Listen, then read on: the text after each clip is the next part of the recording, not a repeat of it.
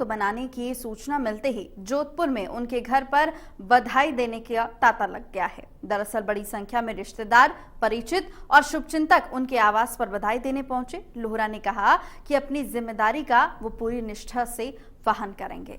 तो जस्टिस पीके लोहरा, जिनको नवनियुक्त लोकायुक्त राजस्थान बनाया गया है, आपको बता दें कि जोधपुर में उनको लोकायुक्त बनाया गया, जिसके बाद से ही बधाई देने का तांता उनके घर पर लग गया है।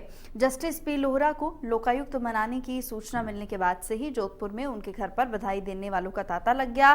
फिर चाहे वो परिचित हों, शुभचिंतक हों या फिर रिश्तेदार, सभी लोग उनके घर पर आ रहे हैं, बधाई उनको दे रहे हैं और लोकायुक्त बने हैं जस्टिस पी मेहरा। तो ज़्यादा कोई इस तरह की मेरी कोई थी नहीं। रिटायरमेंट के बाद मैंने सोचा कि रिटायर्ड लाइफ है तो कोई अगर दूसरा कोई काम आएगा, आर्बिट्रेशन वगैरह का कर लेंगे। और अगर कोई ऐसी जिम्मेदारी मुझे मिलती है जो मैं ये समझता हूँ कि मेरी डिग्निटी के हिसाब से मैं एक्सेप्ट करूँ, तो मैंने सोचा मैं कर लूँगा। लेकिन मैं आपको ये कह सकता हूँ कि मेरी तरफ से मैंने कोई ऐसा प्रयास नहीं किया, क्योंकि मैं कोई राजनीतिक बैकग्राउंड मेरा नहीं है। मैं प्रारंभ से ही जो है वो राजनीति में इतना सक्रिय नहीं रहा हूँ।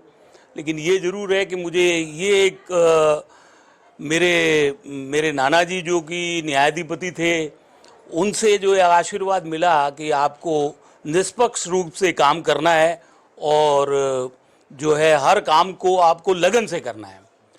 अगर मैं आपको ये कहूँ कि मैं तो साइंस स्टूडेंट था, लेकिन मेरे नाना जी ने मुझे इंस्पायर किया।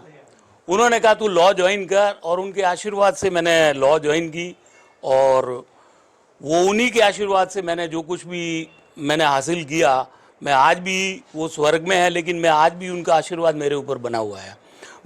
देखिए, जिम्मेदारी को निभाना एक चैलेंजिंग टास्क है, लेकिन अगर आदमी ये डिटरमाइन कर ले कि उसको किसी जिम्मेदारी को निभाना है, तो मैं ये समझता हूँ कि nothing is impossible.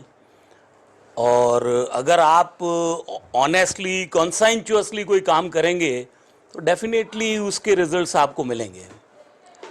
And I believe in the philosophy of Napoleon Bonaparte, that there is nothing impossible for anyone. If one is determined, obviously he can achieve anything. But the fact is that he should do his work dedicatedly, conscientiously and honestly.